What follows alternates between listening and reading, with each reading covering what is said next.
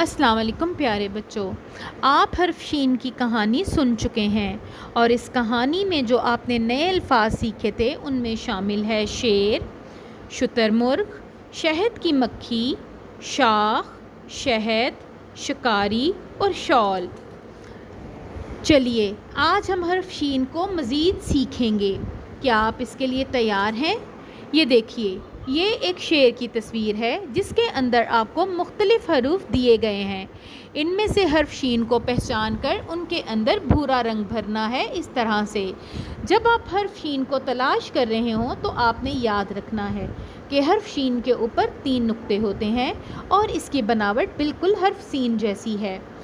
مجھے امید ہے آپ بہت اچھے سے حرف شین کو پہچان کر اس میں رنگ بھر لیں گے۔ چلیے اب حرف کی بناوٹ کی طرف بڑھتے ہیں۔ حرف شین بھی حرف سین کی طرح ایک اصلی حرف ہے، کیونکہ یہ لائن کے نیچے اس طریقے سے لکھا جاتا ہے۔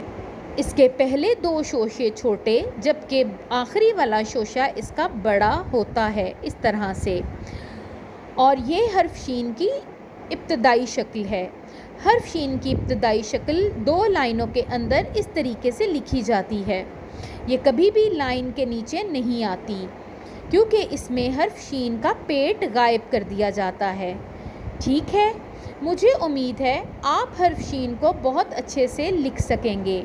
آپ نے یاد رکھنا ہے حرف شین ایک اصلی حرف ہے، اس کے اوپر 3 نقطے ہوتے ہیں اور اس کی ابتدائی آواز شا ہوتی ہے۔ آپ حرف شین لکھنے کی مشق کیجیے۔ اگلے سبق میں ملاقات ہوگی۔ اللہ حافظ۔